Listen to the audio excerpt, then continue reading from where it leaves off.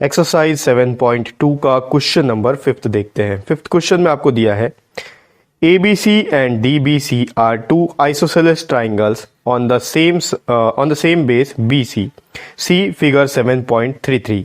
Show that angle ABD is equals to angle ACD. देखो यहाँ पर आपको एक फिगर दिख रहा है। इस फिगर में दो ट्राइंगल है जिनका बेस सेम है।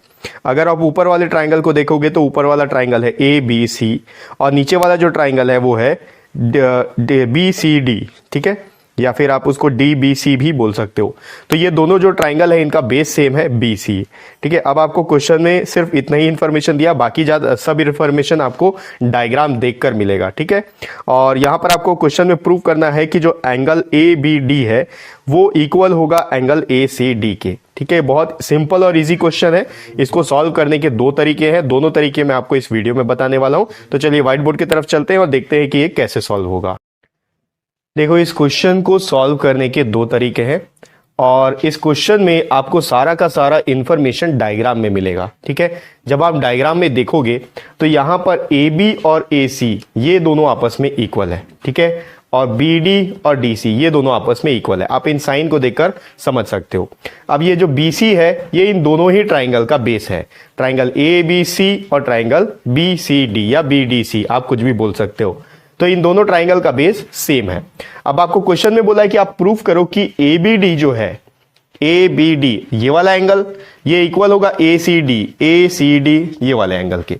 तो जो दो तरीके हैं दोनों तरीके मैं आपको बता देता हूं। पहला तरीका, दोनों ही तरीके सिंपल है, आपको जो कन्वीनियंट लगे आप उसको फॉलो कर सकते हो। पहला तरीका ये है कि आप देखो ये जो ऊपर वाला ट्राइंगल है, इस ट्राइंगल में आइसोसेलेस ट्राइंगल है दोनों के दोनों, ये तो आपको क्वेश्चन में बता दिया है। तो ये दो साइड्स इक्वल है, ठीक है। तो हमारे पास एक थ्योरम है कि angle opposite to the equal sides are equal, यानी कि ये दो साइड्स के ऑपोजिट में जो जो एंगल है वो इक्वल होंगे। तो इस साइड के ऑपोजिट ये वाला एंगल है एंगल C और इस साइड के ऑपोजिट ये वाला एंगल है एंगल B, ठीक है। ये वाले ट्राइंगल के बारे में बात कर रहे हैं। तो इसके अकॉर्डिंग, उस थ्योरम के अकॉर्डिंग ये वाला एंगल B और एंगल C आपस में इक्वल हो जाएंगे। उसी तरीके से नीचे वाले ट्राइंगल में भी ये दोनों आइसोसेलेस ट्राइंगल है, नीचे वाला भी, तो ये दोनों साइड्स इक्वल है। तो इसका ऑपोजिट एंगल ये, इसका ऑपोजिट एंगल ये, यहां पर भी ये वाला एंगल और ये वाला एंगल इक्वल हो जाएगा, ठीक है। कन्वीनियंट के लिए मैं यहां पर नाम दे देता हूं, ये एंगल 1 है, ये 2, ये 3 और ये 4, ठीक है। अब हम लोग को ये प्रूफ करना है कि ये वाला जो एंगल है ये इसके इक्वल है, यानी कि 1 + 3 इज इक्वल टू 2 + 4, ठीक है। देखो कैसे करेंगे। इन ट्राइंगल ABC, ठीक है, ABC में क्या होगा, ये आइसोसेलेस ट्राइंगल है, तो देयरफॉर आप डायरेक्ट लिख सकते हो angle B is equal to, या फिर angle 1 is equal to angle 2। आप रीजन सेम लिखोगे कि angles opposite to equal sides are equal, ठीक है। अब देखो ये आइसोसेलेस ट्राइंगल था तो ये चीज इक्वल हो गया, इसको हम दे देते हैं इक्वेशन नंबर 1। अब आते हैं नीचे वाले ट्राइंगल में। नीचे वाला ट्राइंगल है BDC या फिर BCD, आप कुछ भी बोल सकते हो, या DBC भी बोल सकते हो। इन ट्राइंगल DBC, इस ट्राइंगल में भी क्या होगा, एंगल 3 एंगल 4 के इक्वल हो जाएगा। Angle 3 is equal to angle 4। Reason same रहेगा, आप यहां पर लिख सकते हो जो भी रीजन ऊपर में लिखा हुआ है, इसको मैं दे दूंगा इक्वेशन नंबर 2। अब ध्यान दो, अब लोग क्या करना है, यहां पर इन दोनों इक्वेशन को हम लोग को ऐड करना है। जब आप ऐड करोगे तो लेफ्ट साइड वाला जो भी टर्म है वो लेफ्ट साइड वाले के साथ ऐड होगा और राइट साइड वाला टर्म राइट साइड वाले के साथ ऐड होगा।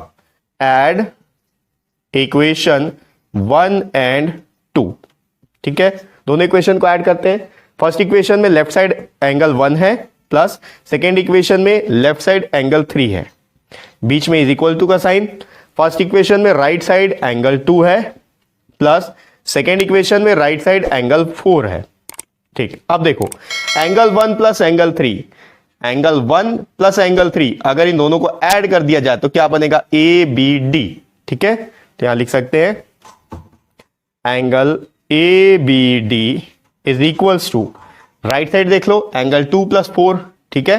तो ये 2 है एंगल, ये 4 है, अगर दोनों को ऐड कर दिया जाए बड़ा एंगल बन गया ACD, एंगल ACD प्रूव्ड, ठीक है। यही चीज हम लोग को प्रूव करना था कि एंगल ABD और एंगल ACD इक्वल है।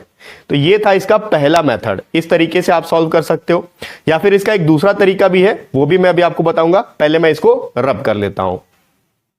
अब देखो जो दूसरा मेथड है वहां हम लोग को थोड़ा सा कंस्ट्रक्शन करना पड़ेगा, तो मैं लिख लेता हूं मेथड नंबर 2 है ये, ठीक है, ये सेकेंड मेथड है।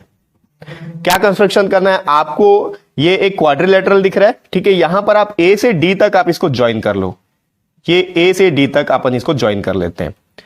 अब आप बीसी को भूल जाओ कि यहां पर ये वाला दो ट्राइंगल है। अब आप देखो जब हम ए से डी को ज्वाइन कर रहे हैं तो यहां एक ट्राइंगल बन रहा है ए बी डी और एक ट्राइंगल बन रहा है ए सी डी, ठीक है। अब इन दो ट्राइंगल को अगर अपन कॉन्करेंट प्रूफ कर देंगे तो दो कॉन्करेंट ट्राइंगल्स के करस्पॉन्डिंग पार्ट हमेशा इक्वल होते हैं, तो उसके अकॉर्डिंग एंगल बी और एंगल सी इक्वल हो जाएंगे, यानी कि ए बी डी और ए सी डी इक्वल हो जाएंगे, ठीक है। तो स्टार्ट करते हैं। In triangle A B D and, सबसे पहले तो आप लिख लेना, एक कंस्ट्रक्शन करना पड़ेगा, draw a line segment A D, ठीक है, या फिर draw a diagonal of quadrilateral A B C D, आप ऐसा भी लिख सकते हो, अपने अकॉर्डिंग लिख सकते हो, जो स्टेप आपको लिखना है आप अपने अकॉर्डिंग लिख सकते हो। देखो मैं स्टेप्स यहां पर हमेशा लिख के आपको नहीं बताऊंगा, मैं वर्बली बताऊंगा, क्योंकि क्लास 8 के जो मैंने वीडियोस बनाए थे ज्योमेट्री के, उसमें स्टूडेंट्स के कमेंट्स आने लगे कि सर आपने स्टेप्स नहीं बताया। मैं जब भी कंस्ट्रक्शन करूंगा आपको स्टेप्स वर्बली बताऊंगा, आप उसको नोट डाउन कर सकते हो, ठीक है। तो स्टेप्स तो मैं आपको बता चुका हूं, आप अपने वर्ड्स में भी लिख सकते हो। स्टेप सिंपल है, आपको एक छोटा सा कंस्ट्रक्शन करना है, ए से डी तक का ज्वाइन करना है। आप यहां सिंपल लिख सकते हो, draw a line segment which join A D, ठीक है। अब उसके अलावा कुछ और दूसरा लिखना चाहो कि एबीसीडी का एक डायगोनल ड्रॉ करना है तो वो भी आप लिख सकते हो, ठीक है। अब देखो क्या हुआ है, इसको हमने ज्वाइन कर लिया, दो ट्राइंगल यहां पर बन चुके हैं। एक ट्राइंगल ए डी बी हो गया, दूसरा ट्राइंगल ए बी डी हो गया, दूसरा ए सी डी, ठीक है। अब यहां पर कॉन्करेंट कैसे प्रूव करेंगे, देखो आपको गिवन है कि इस ट्राइंगल में ए बी और ए सी इक्वल है, ठीक है। तो ये एक साइड ले लो आप पहले, देखो इस ट्राइंगल में तो ये साइड है ए बी और इस ट्राइंगल में भी ये साइड है ए सी। क्वेश्चन में आपको गिवन है, डायग्राम में गिवन है, आपको क्वेश्चन में अलग से नहीं लिखा हुआ है कि ए बी सी इक्वल है, डायग्राम में आपको साइन दिखा दिया है और क्वेश्चन में भी बता दिया है कि ये दोनों आइसोसेलेस ट्राइंगल है, उसके अकॉर्डिंग ए बी और ए सी इक्वल है।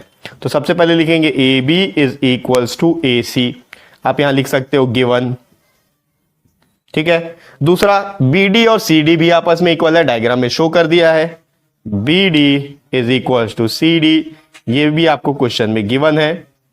तीसरा हमने जो कंस्ट्रक्शन किया है ए डी, अब ये जो ए डी है इस वाले ट्राइंगल में भी है और उस वाले ट्राइंगल में भी है, तो ए डी कॉमन हो गया, अपन लिख सकते हैं A D is equals to A D, common side है, ठीक है।